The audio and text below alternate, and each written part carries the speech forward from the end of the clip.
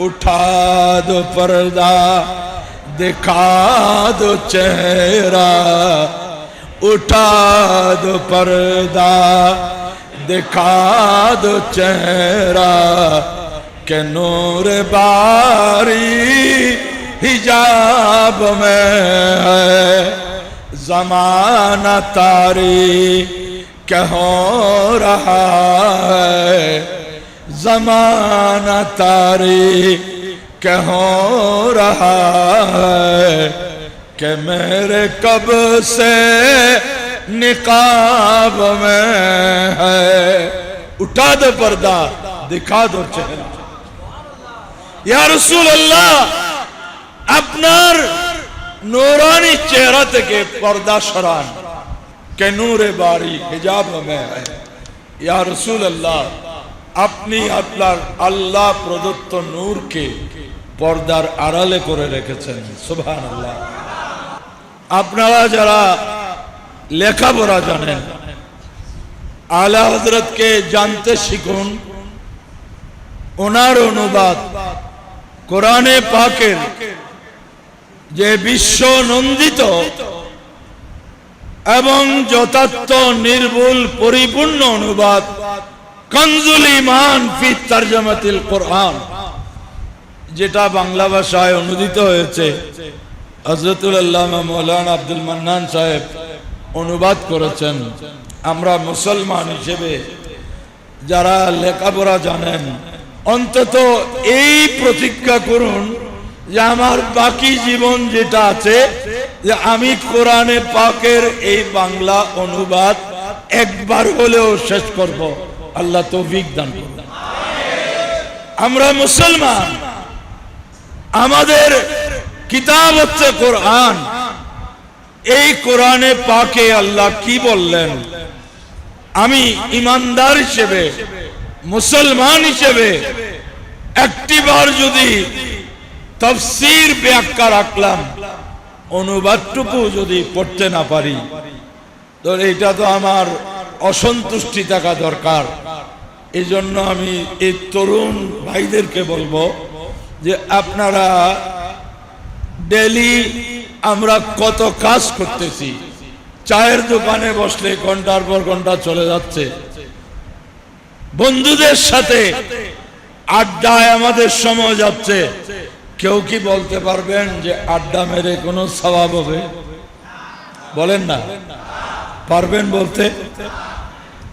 বন্ধু বান্ধবের সাথে দেখা সাক্ষাৎ মেলামেশা, এটা চিত্ত বিনোদন, কিন্তু আমরা মুসলমান হিসেবে আমাদের উচিত, আজকে যেই ছেলেটি আহলে হাদিস হয়ে গেছে, মজহাব মানছে না, সে লেখাপড়া করতেছে, সে বুকের উপর আদ বাঁধার হাদিসটা মুখস্থ করে ফেলতেছে।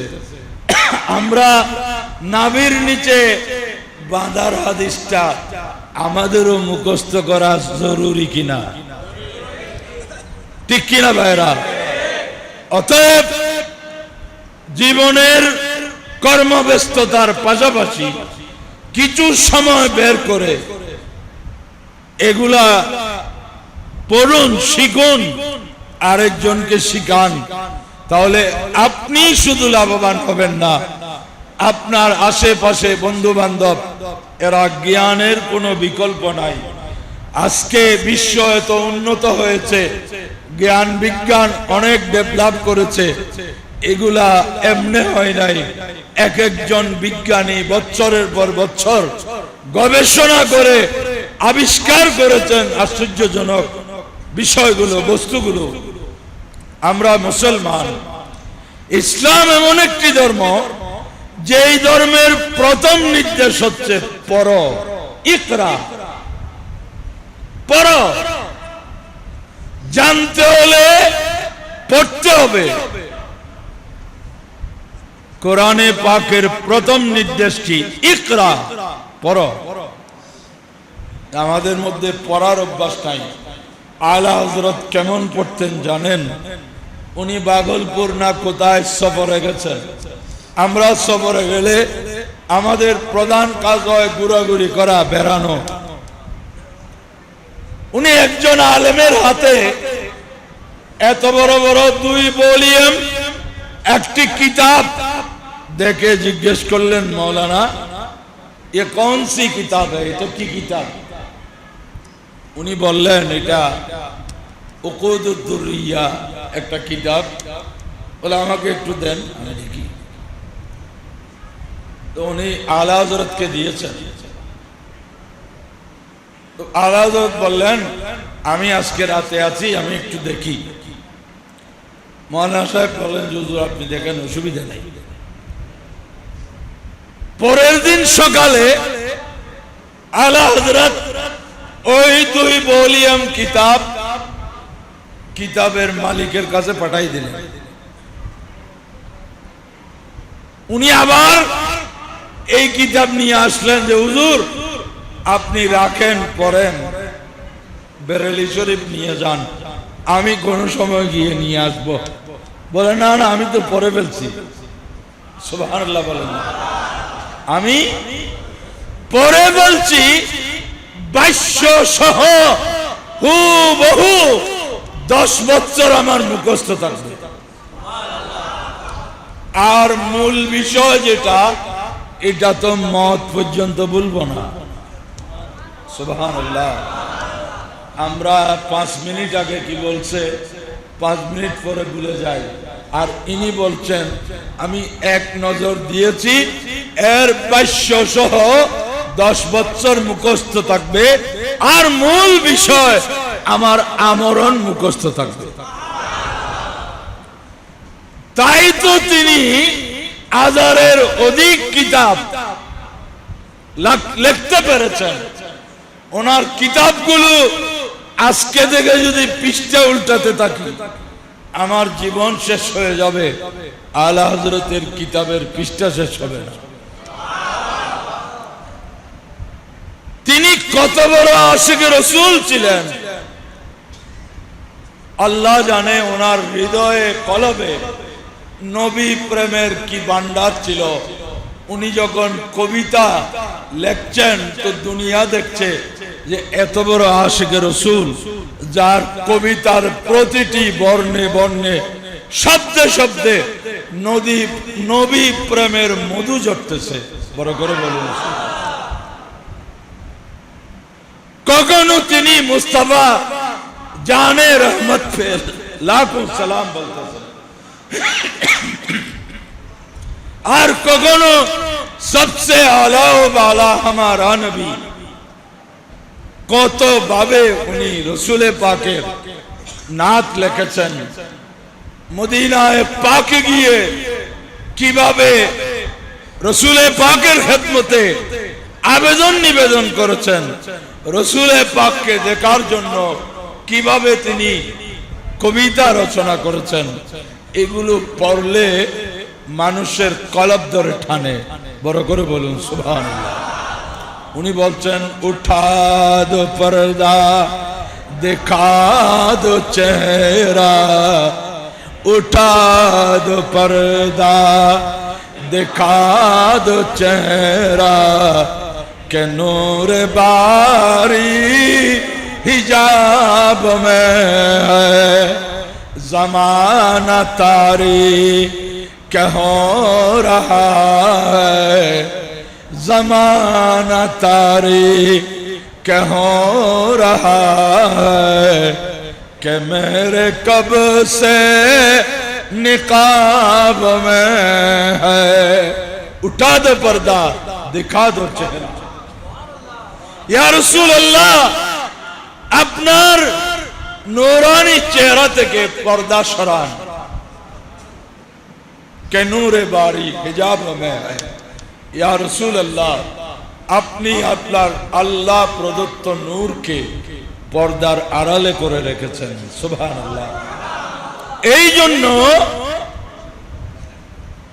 আল্লাহর প্যারা নবীর আশিকগণ বলেছেন, হযরত শাহ ওলিউল্লাহ মুহাদ্দিসে দেহলভী রহমাতুল্লাহ আলাইহি দুররুস সামিন ফি মুবাশশারাতিন নবিয়্যিল আমিন এই কিতাবে বর্ণনা করছেন, যে আমরা জানি ইউসুফ আলাইহিস সালামকে আল্লাহ সৌন্দর্যকে, রূপ লাবণ্যকে বাক করে আল্লাহ অর্ধেক ইউসুফ আলাইহিস সালামকে দিয়ে ফেলছেন।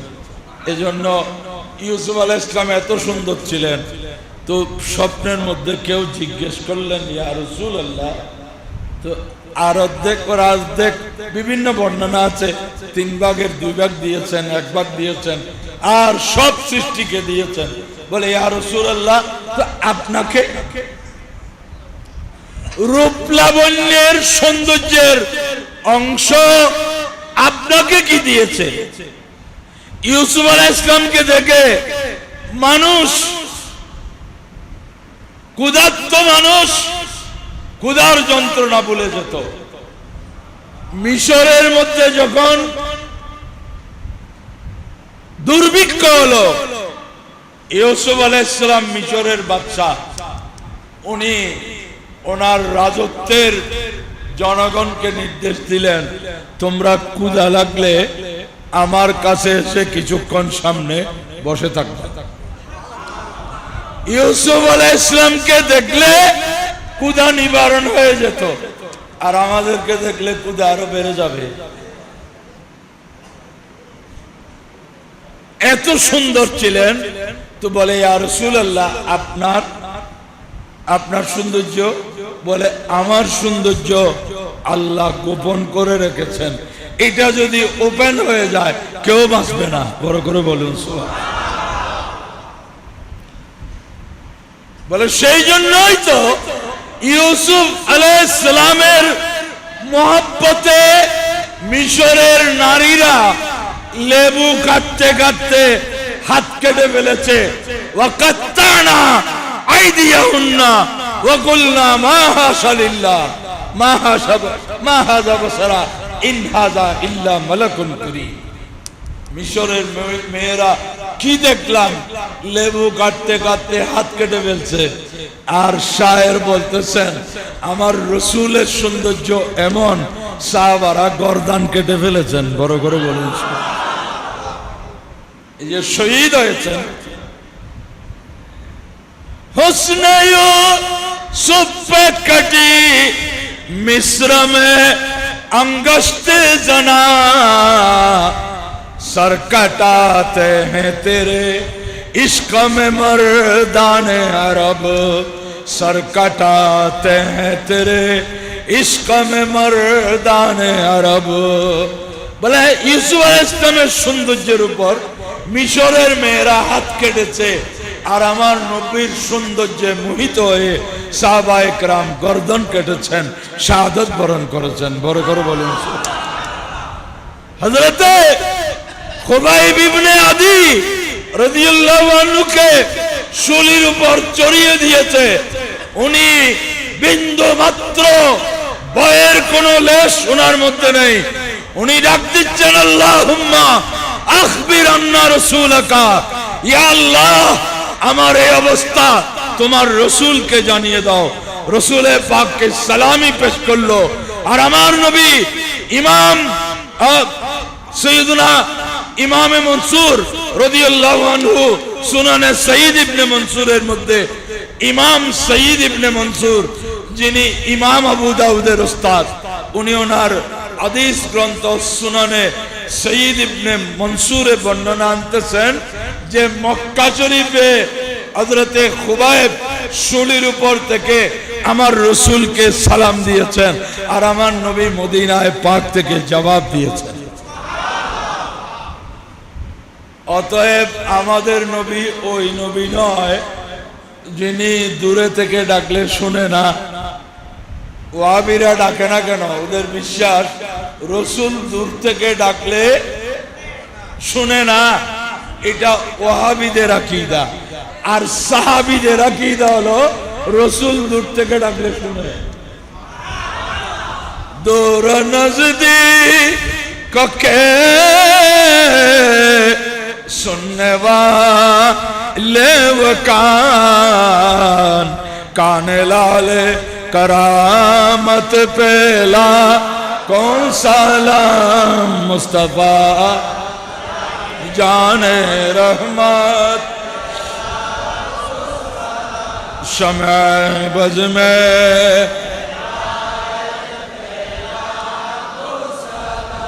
इमाम अहमद रजा चलंत ग्रंथागार আমরা পাবলিক লাইব্রেরি দেখি লাইব্রেরিগুলো স্থির থাকে কোন একটা করে এখন চলমান লাইব্রেরি আছে বড় বড় বাসের মধ্যে বই নিয়ে বিভিন্ন এলাকায় ঘুরে মানুষ ওখানে বসে বসে পড়ে আর ইমাম আহমদ রাজা এই ব্যক্তিটা ছিলেন চলন্ত লাইব্রেরি গ্রন্থাগার বড় করে বলুন সুবহানাল্লাহ 52 বিষয়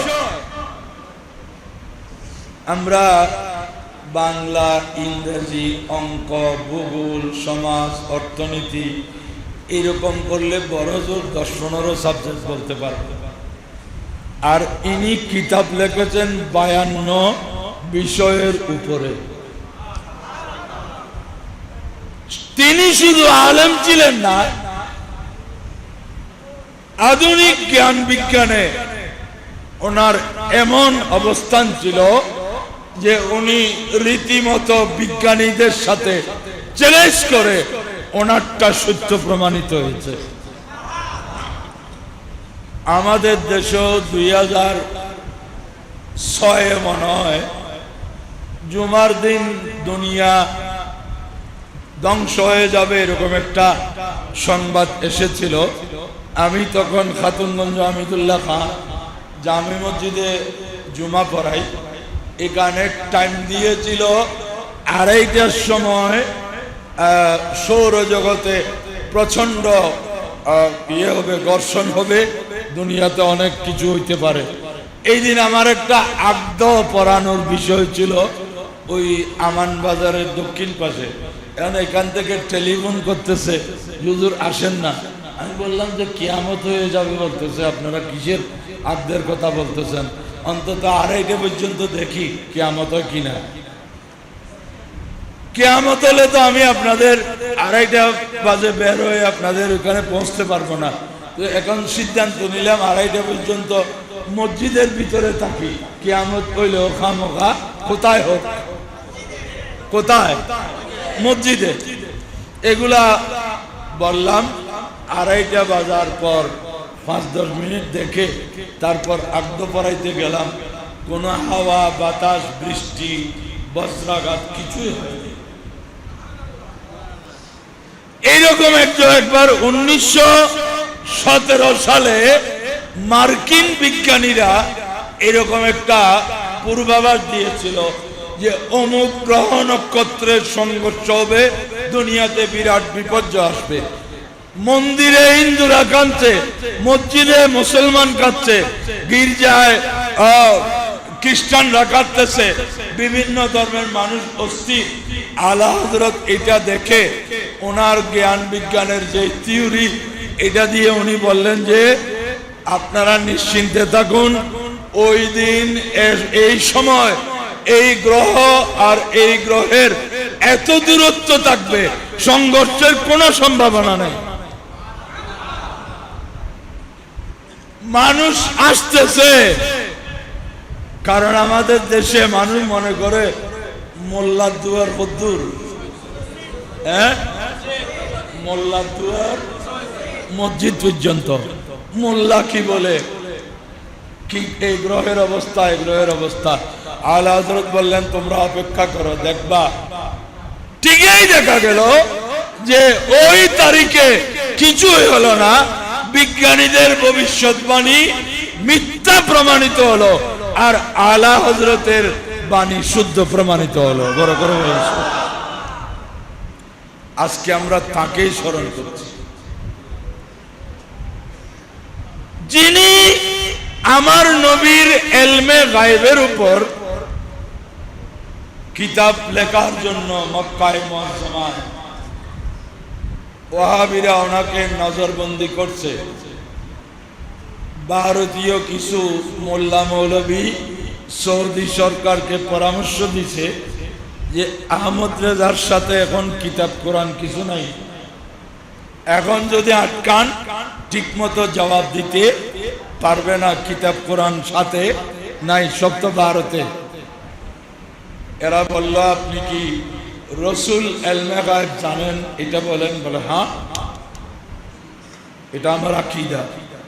বলে তাহলে এইটার উপর কিতাব লিখে দিতে হবে, মুখে বললে হবে না, কারণ লিখতে গেলে ভলিউমের রেফারেন্স দরকার, কোন কিতাবে কোন জিনিস কত পৃষ্ঠায় আছে এগুলা বলা দরকার, এগুলো পারবে না। ওনার খাদেম মালিকুল উলামা জাফরউদ্দিন বিহারী রহমতুল্লাহ সাথে ছিলেন।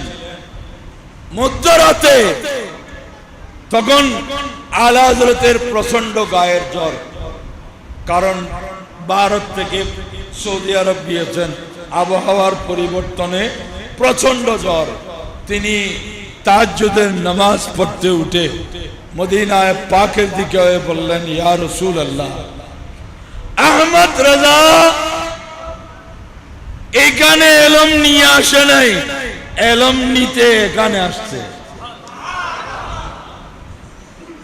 দুশমনরা আমাকে আটকিয়েছে, আজকে আমি লিখব না, আপনি বলবেন আমি লিখব।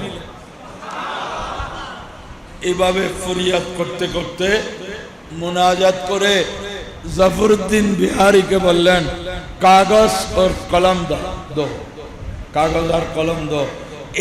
এই গানে থেকে 8 ঘন্টায় পুরা কিতাবটা লিখে ফেলেছে। কয় ঘন্টা? কি লেখছেন এবার ওদের বোর্ডের মধ্যে সাবমিট করছে। বিশ্বের বিজ্ঞ আলেম, আরব বিশ্বের আলেম, এরা রিডিং পড়তেছে ঠিক, কিন্তু কি লেখছে বুঝতে পারতেছে না, এত কঠিন করে লেখছেন। আরবি লিখেছেন ছন্দযুক্ত, উচ্চাঙ্গের আরবি। এরা প্রথমে আশ্চর্য হয়ে গেল, একজন হিন্দুস্তানি আলেম এইভাবে আরবি কেমনে জানে। আমাদের দেশে একসময় মানুষ পানির জাহাজে চাকরি করত, ক্লাস 1ও পাস করে নাই, ইংরেজি বলতে পারে। বিদেশি জাহাজে চুরি করছে, মানুষের সাথে মিলতে মিলতে, কিন্তু ইংরেজি লিখতে বললে এক শব্দ লিখতে পারবে না, বলতে পারবে। এরা আশ্চর্য হয়ে গেল যে ইনি একজন হিন্দুস্তানি আলেম, এই উচ্চাঙ্গের আরবি লিখলেন এবং বিভিন্ন সাবজেক্ট এখানের ভিতরে এমন ভাবে ঢুকিয়েছেন, ওরা কিছু বুঝতেই পারতেছে না। শেষ পর্যন্ত এরা বলল, আহমদ রেজা আপনি কি লিখছেন আমাদেরকে একটু বুঝাই দেন। বলে তাহলে বুঝেন। বলে এবার আলা হযরতকে ওস্তাদ মানলো কিনা, বলেন না ওস্তাদ মানলো কিনা। বলে তাহলে বসো। উনি যখন বর্ণনা শুরু করছেন, 8 ঘন্টায় লিখিত কিতাবটা 1 সপ্তাহ কাল বুঝানোর পরও শেষ হচ্ছে না। এরা বলে বস আমরা বুঝে গেছি, আপনার সাথে আমরা একমত হই আর না হই, একটা বিষয়ে একমত হয়ে গেলাম, আপনি কলম সম্রাট। উনি ইমাম আহমদ রেজা রহমতুল্লাহ। এখন আমরা তো যার মুখে যা আছে বলে ফেলতেছি, এইরকম কথা আহমদ রেজা এখানে ঘুরাঘুরি করতেছে, এরকম কথাও বলতেছে। কারা বলতেছে? যাকে কিতাব খুলে দিলে আলা হযরতের কিতাবের নামটাও পড়তে পারবে, এরকম মানুষ বলতেছে। আমাদের এখানে এরকম কথা আহমদ রেজা ঘুরাঘুরি করতেছে। কথা বলা সহজ, প্রমাণ করা কঠিন। আজকের দিনে আমাদের মাশাআল্লাহ বক্তারা যা ইচ্ছা বলে ফেলতেছেন, কোথাও যদি আটকে যায়, আপনারা ফেসবুকে দেখেছেন এরকম অনেককে আটকিয়ে ফেলছে। এই জন্য লেখাপড়া করা দরকার। লেখাপড়া ছাড়া কোনো আদর্শকে বাস্তবায়ন করা সম্ভব নয়। আমি সেজন্য তরুণ প্রজন্মকে বলবো, আমি আজকে যদি বলি, তাই আপনার কেউ একজন বলেন যে আমি আলা হযরতের বাংলা এই কিতাবটি পড়ছি, কিন্তু আগামী কাল থেকে ওনার অনেক বই বাংলায় অনুবাদ হয়েছে। একটা একটা কিনেন, পড়েন, যেখানে বুঝে আসবে না, কারণ ওনার কিতাব খুব উচ্চাঙ্গের, কিন্তু আপনি অন্তত আরেকজন আলেমের শরণাপন্ন হন, বুঝিয়ে নেন। জ্ঞান আহরণের সময় ইসলামের মধ্যে জ্ঞান অর্জনের সময় দোলনা থেকে কবর, বলেন না, দোলনা থেকে মিনাল মাহদে ইলাল লাহাদ, দোলনা থেকে কবর পর্যন্ত ইমানদারকে লেখাপড়া করতে হবে। মুসলমান এরকম অনেক ইমাম আছেন। আমাদের হানাফি মাযহাবের ইমাম মুহাম্মদ রাহমাতুল্লাহ আলাইহি, যার কিতাব পড়ে একজন খ্রিস্টান মুসলমান হয়ে গিয়েছে। আর এ বলছে ছোট মুহাম্মদের কিতাব যদি এই অবস্থা হয়, বড় মুহাম্মদের কিতাব কিরকম হবে? এই জন্য আমি মুসলমান হয়ে গেলাম। ছোট মুহাম্মদ মানে ইমাম মুহাম্মদ ইবনুল হাসান আশ-শাইবানী রাহমাতুল্লাহ আলাইহি, ইমাম আবু হানিফার ছাত্র। তো উনি ইন্তেকালের পর কেউ উনাকে স্বপ্নে দেখলেন, বললেন যে হুজুর, আপনি তো মৃত্যুর ঘাট পার হয়েছেন, মৃত্যুর যন্ত্রণাটা একটু আমাদেরকে শেয়ার করুন না, বলুন না। বলে আমি কি বলবো, আমি কৃতদাস সম্পর্কিত একটা মাসআলা নিয়ে চিন্তা ভাবনা করতেছিলাম, কোন সময় রূহ চলে গেছে আমি টের করতে পারিনি। কি বুঝলেন? রূহ যখন চলে যাচ্ছে তখনও লেখাপড়ায় নিয়োজিত ছিলেন। আপনারা ইমাম গজালি রহমতুল্লাহ আলাইহির নাম জানেন না? এরকম কয়জন আছেন? ইমাম গজালিকে সবাই চিনে। রাঙ্গুনিয়াতে হুজুরদের ওই থানায় ইমাম গজালি কলেজ আছে না? হ্যাঁ, সেই ইমামে গজালি হুজ্জতুল ইসলাম ইন্তেকাল করতেছেন কোন অবস্থায়? উনি বুখারী শরীফ বুকের উপর মোতালা করতেছেন, পাঠ করতেছেন, আর ওই সময় ওনার রূহ চলে গেছে। সুবহানাল্লাহ। আমি খুব খুশি হলাম যে তরুণ প্রজন্মের ভাইদেরকে দেখে আলা হযরত এত লিখছেন, পড়ছেন, কিন্তু ওনার জীবনে এক ওয়াক্ত নামাজ কাজা হয়। লোকটি বলল যে না, আপনাকে যাই করতে দেখেছি, উঠা বসা, কথাবার্তা বলা, খানা পানার করা, ঘুমানো, সবকিছু আপনি রসুলের পাককে অনুসরণ করে করেছেন, এই কথা ঠিক। বলে আলহামদুলিল্লাহ, এবার আপনি যেতে পারেন। তবে মনে রাখবেন, সবচেয়ে বড় কারামত হলো রসুলের পাককে প্রত্যেকটা কাজে অনুসরণ করতে পারা। বড় করে বলুন। এইটা বলার পর মানুষটার মাথায় বুঝে আসলো, তারপর আলা হযরতের হাতে বায়াত গ্রহণ করল। উনি সফরে যাচ্ছেন, আলা হযরত ট্রেনে নামাজ পড়া, এটা নিয়ে ওনার দ্বিমত ছিল। মাগরিবের সময় কোন স্টেশনে ট্রেন দাঁড়াইছে, আলা হযরত নেমে প্ল্যাটফর্মে নিয়ত করছে, সুন্নত পড়লেন, ফরজ পড়লেন, সুন্নতে মুআক্কাদা পড়লেন। সাথে যারা ছিলেন ওরা বলতেছেন হুজুর উইশেল দিচ্ছে, গাড়ি ছেড়ে দেবে, গাড়ি ছেড়ে দেবে, তাড়াতাড়ি উঠলে ভালো হয়। বলে দেখো আমি আমার নামাজটা সেরে নিই।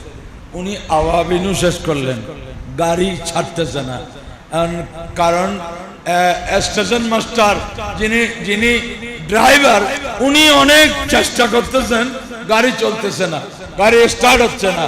আলা হযরত আওয়াবিনের নামাজ শেষ করে উঠেছেন, তারপর গাড়ি চলছে।